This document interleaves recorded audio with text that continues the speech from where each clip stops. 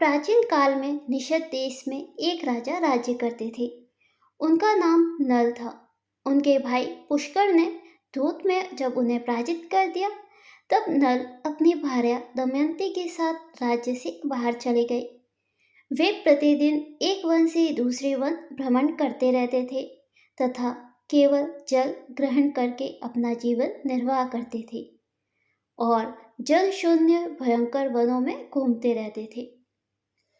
एक बार राजा ने वन में स्वर्ण सी कांति वाले कुछ पक्षियों को देखा। उन्हें पकड़ने की इच्छा से राजा ने उनके ऊपर वस्त्र फैलाया, परंतु वे सभी वस्त्र को लेकर आकाश में उड़ गए। इससे राजा बड़े दुखी हो गए। वे दमयंती को गहरी निद्रा में देखकर उसे उसी स्थिति में छोड़कर वहां से चले गए। जब दमयंती निद्रा से जागी तो उसने देखा कि राजा नल वहां नहीं है। राजा को न पाकर वह उस घोर वन में हाहाकार करते हुए रोने लगी। महान दुख और शोक से संतप्त होकर वह नल के दर्शन की इच्छा से इधर उधर भटकने लगी। इसी प्रकार कई दिन बीत गए और भटकते हुए वह चेदी देश में पहुंची। दमयंती वह उन्मत्त सी रहने लगी। वहां के छोटे छोटे शिशु उसे इस अवस्था में देख कौतुकवश घेर लेते थे। एक बार कई लोगों में घिरी हुई दमयंती को चेदी देश की राजमाता ने देख लिया। उस समय दमयंती चंद्रमा की रेखा के समान भूमि पर पड़ी हुई थी। उसका मुखमंडल प्रकाशित था। राजमाता ने उसे अपने भवन में बुलाया और पूछा, तुम कौन हो?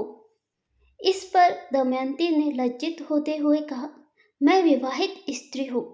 मैं न किसी के चरण धोती हूँ, न किसी का उचित भोजन करती हूँ। यह रहते हुए कोई मुझे प्राप्त करेगा तो वह आपके द्वारा दंडनीय होगा। देवी, इसी प्रतिज्ञा के साथ मैं यहाँ रह सकती हूँ। राजमाता ने कहा, ठीक है, ऐसा ही होगा। तब दमयंती ने वहां रहना स्वीकार किया। इसी प्रकार कुछ समय व्यतीत हुआ। फिर एक ब्राह्मण दमयंती को उसके माता पिता के घर ले आया, किंतु माता पिता तथा भाइयों का स्नेह पाने पर भी पति के बिना वह बहुत दुखी रहती थी। एक बार दमयंती ने एक श्रेष्ठ ब्राह्मण को बुलाकर उससे पूछा, हे ब्राह्मण देवता, आप कोई ऐसा दान एवं व्रत बताए जिससे मेरे पति मुझे प्राप्त हो जाए। इस पर उस ब्राह्मण ने कहा, तुम मनोवांछित सिद्धि प्रदान करने वाले आशा दशमी का व्रत करो। तुम्हारे सारे दुख दूर होंगे तथा तुम्हें अपना खोया पति वापस मिल जाएगा।